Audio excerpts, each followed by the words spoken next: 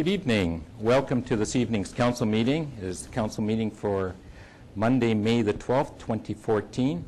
I'm Acting Mayor Ted Schaefer. With me this evening are my colleagues, Councillor Jack Arnold, Councillor Rosemary Wallace, Councillor Gail Martin, Councillor Dave Hall, and the staff this evening is Darren Light. He's Director of Corporate Services, who's just gone out to take care of some other matters. Our Manager of Legislative Services, Carolyn Machada. Our CAO, Francis Chung. We have Gerald Minchuk, our Director of Development Services and Economic Development. Rick Baumhoff, our Director of Engineering, Parks and Environment. Rory Thompson, our Fire Chief. And Kim Hilton, our Director of Recreation, Culture and Community Services. And now I need a mover to move the adoption of the agenda. Councillor Hall, seconder. Councillor Martin. All those in favor? It's unanimous. The minutes of the last meeting that was held on May the 5th, 2014. I need a mover. Councillor Martin, Councillor Hall. All those in favor? It's unanimous. The Mayor's report. The upcoming meeting, our next regular council meeting, is on June the 9th. That's televised.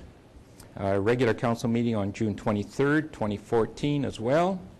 There's nothing on Metro Vancouver this evening. Library happenings, looking for work, Wednesday, May 14th. There's a registration.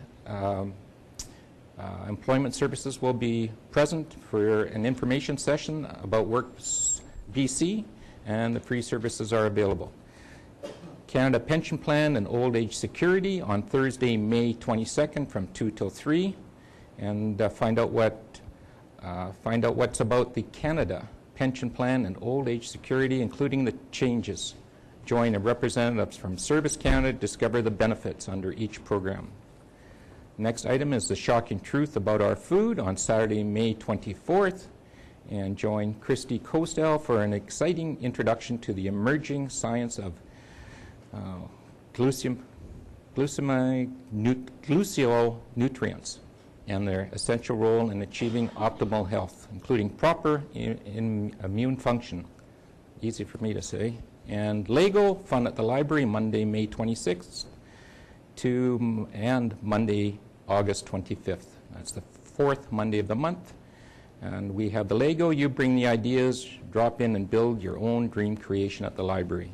And a shred-a-thon on Saturday, June the 7th, 10 till 2. And if you have some documents to be shredded, support the Friends of the City Library and bring in your items.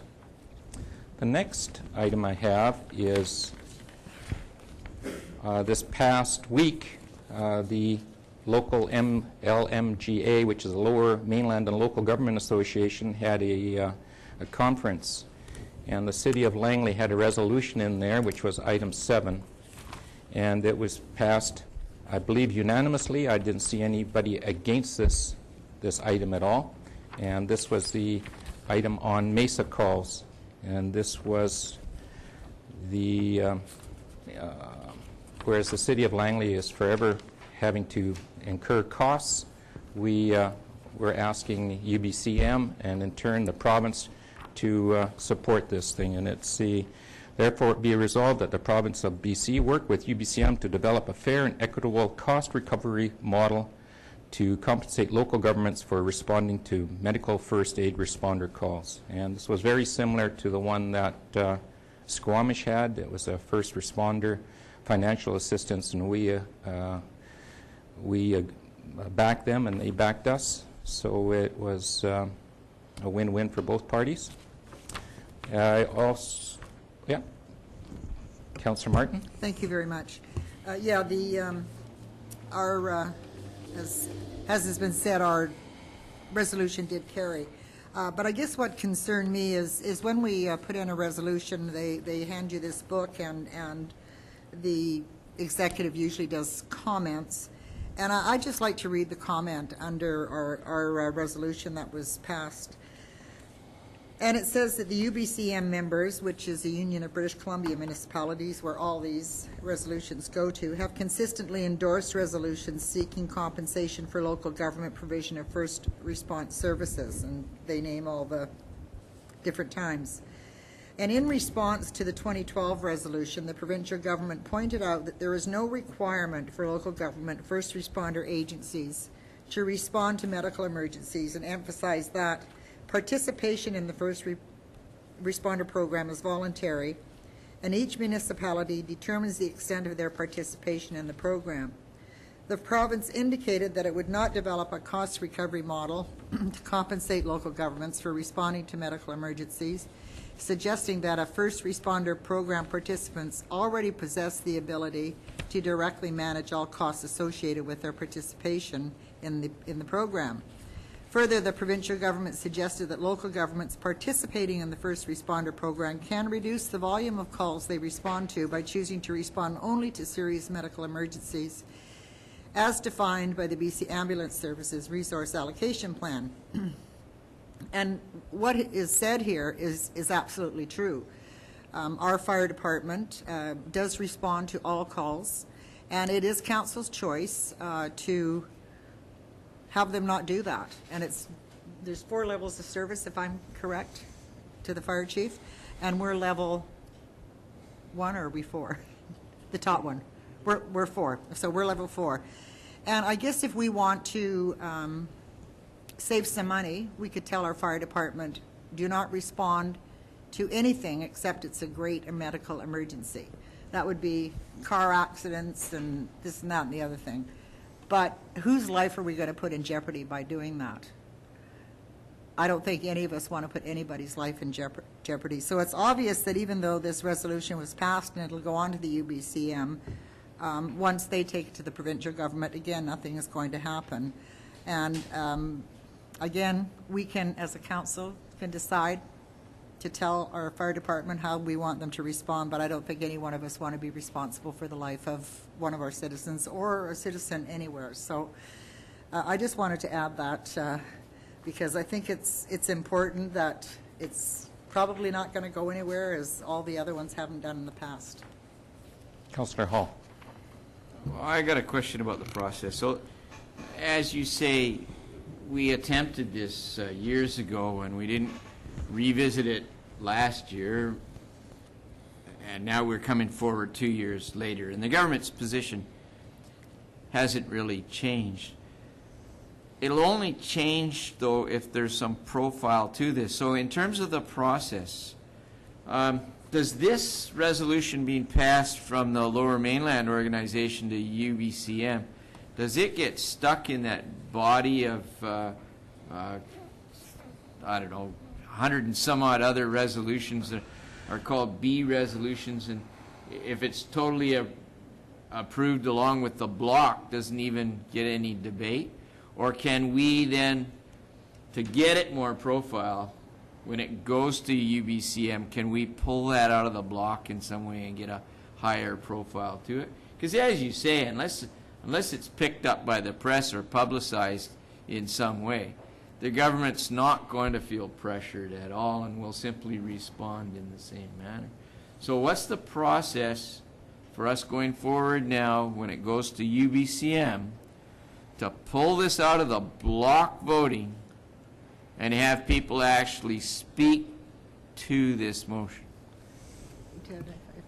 Councillor Martin. It does say here, and I'm assuming 2012, it says 2012-A6, so I'm assuming that that was an A resolution number 6 at the UBCM convention. 2009, 2004, 2001, 1999, 1995, and 1994, they were all B resolutions. And I could be corrected, but I'm assuming that if this was an A resolution at the LMLGA, it would go into, or it goes to the UBCM, and then do they decide whether it's an A or a B?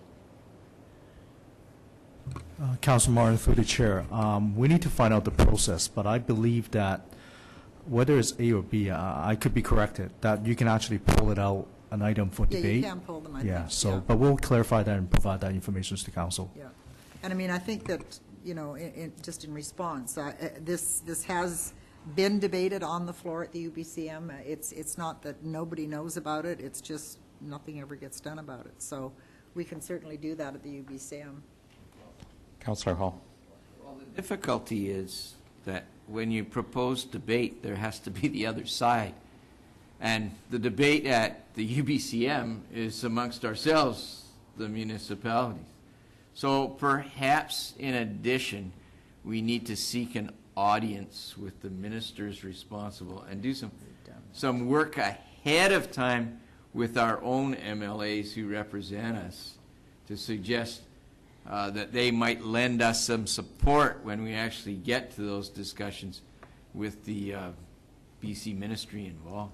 We can do a follow-up with our local MLAs, but we have made a presentation at UBCM. I believe it was last year we did a presentation to the minister, and we're just going to have to keep working on it and meet with our local MLA. As I said, I'll see if I can arrange a meeting with Minister Polak, and I'm meeting with her on another issue at the end of this week, so I'll see if I can have a full discussion on this with her. Councillor Martin? Thank you. Yes, as you said, we met last year and we've met in previous years. I think the way to get attention to this matter is for every municipality to take this up. I mean, we're a little Langley City. We keep putting this resolution forward, and there's been similar resolutions from other Squamish put an A6 in, same kind of thing. Perhaps we should be looking to writing a letter to all UBCM members and telling them that we'd like their support and to be vocal about it, because every municipality is in the same situation. Now, not every municipality is at level 4 like we are, but I would think most of them are in the Lower Mainland or at level 4 because of the population and the traffic and everything else. So if we could perhaps write to all the municipalities prior to the UBCM about this, and when we get the UBCM resolutions, to find out where it is on the list and bring their attention to it. As an add-on to this, the Mayor's Caucus of BC asked for a call for a full review of ambulance service delivery. So this was right from the Mayor's Caucus going to the provincial government. So it'll be interesting to see what kind of response they get to that, which in turn dovetails in on our MESA calls. And next, I had some interesting meetings. Of course, the City of Langley is looking to build a new Tim's Community Center, so I had discussions with Port Metro, Fortis, ICBC, and the BCLC to see if there was any kind of funding available, and we just have to keep lobbying very hard, and hopefully there's a few dollars coming there. And on a side note, I asked New Westminster if they would like to enter their parade float in our Community Day parade on June the 21st, Saturday, and I have to do a call back to them. So it was an interesting week, and next item is bylaws. Bylaw 2926, Financial Plan 2013-2017. Amendment number 2, bylaw motion, final reading of a bylaw cited as Financial Plan 2013-2017, bylaw 2013 number 2908, amendment number 2, bylaw 2926. I need a motion for this. Councillor Wallace, Councillor Martin. All those in favor? Against? Councillor Hall is against. Bylaw 2935, Financial Plan 2013-2017, Amendment number 3, bylaw, the first and second reading of a bylaw cited as Financial Plan 2013-2017, bylaw 2013, number 2908, Amendment number 3, bylaw 2935. I need a motion for this. Councillor Martin, Councillor Arnold, any discussion? Councillor Hall? So we've had detail on the Open for Business Award, and it was a very prestigious award given to the city. But could someone please speak to where this money is being directed? We received $10,000, and it's going towards downtown business improvements. So could someone speak to the program? I'll ask Mr. Chung. Your Worship, essentially the funding that came from UBCM went to the Downtown Langley Business Association to assist them with the Get Fresh program. The Get Fresh program is to allow some of the local merchants to replace the awnings, signages, paint, the facade and improvements program. So that's where it went. Further discussion? All those in favor? Against? It's unanimous 4. The next item is administrative reports. Liquor license application LL 01-12 Gateway Casino. The motion is that adjacent residents and property owners be notified of the liquor license applications by Gateway Casinos and Entertainment for the 2 new food primary establishments serving liquor after midnight, structural changes to the existing liquor primary establishment, and the addition of 3 outdoor patios at Cascades Casino located at 20393 Fraser Highway.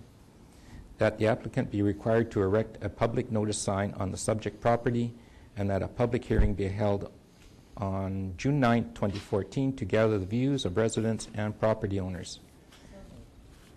So moved. Seconder, Councillor Arnold. And would the applicants like to speak to this at all? Or just, we have the information here. The public's going to come on June the 9th. And this is Councillor Hall. Just clarification, then. All this recommendation is asking us to do is to boot forward the process. It's not an approval of this. It's rather, it's an approval of a public hearing, which is required. Right. And this just moving along. Move it to June the 9th. Fine. All those in favor? Against? It's unanimous 4. The next item is liquor license application LL01-14 Cactus Club Cafe. Motion that the adjacent residents and property owners be notified of the liquor license application by Randall Olafson Consultants for a change to the hours of sale at Cactus Club Cafe located at Unit 101-6070 200th Street, that the applicant be required to erect a public notice sign on the subject property, and that a public hearing be held on June 9, 2014 to gather the views of residents and property owners. And I need a motion. Councillor Martin, Councillor Wallace. Discussion. All those in favor? It's unanimous 4. New and unfinished business. Anybody has any motions or notices of motions? Seeing none. Correspondence, Day of the Honeybee on May the 29th, 2014. And letters of endorsement to the MLA and MP in support of provincial and federal Day of the Honeybee. And is there further discussion? Next is the BC Schizophrenia Society, Wear Purple for National Schizophrenia and Sclerosis Awareness Day on May 24, 2014. And World Oceans Day Canada, June 1st to 8th, 2014. And Spark is June 7th, 2014, Access Awareness Day. And that's the information that we have. Anything else new? Councillor Wallace. Thank you. I just wanted to say that Mayor Schaefer and myself attended the first ever fibromyalgia walk that was held on this past Saturday. So I just wanted to put out that and congratulate them for organizing that event. Also, just for everybody's to note that the farmers market opens up next Wednesday, the 21st, from 2 o'clock to 6:30, and if you want to buy local and organic, and there's a lot of other things being sold there as well, so come on out. Thank you. So that's at Kwantlen Polytechnic University. Farmers Market, great. They've got incredible bread there. So anything else? Seeing nothing, need a motion to adjourn. Councillor Arnold,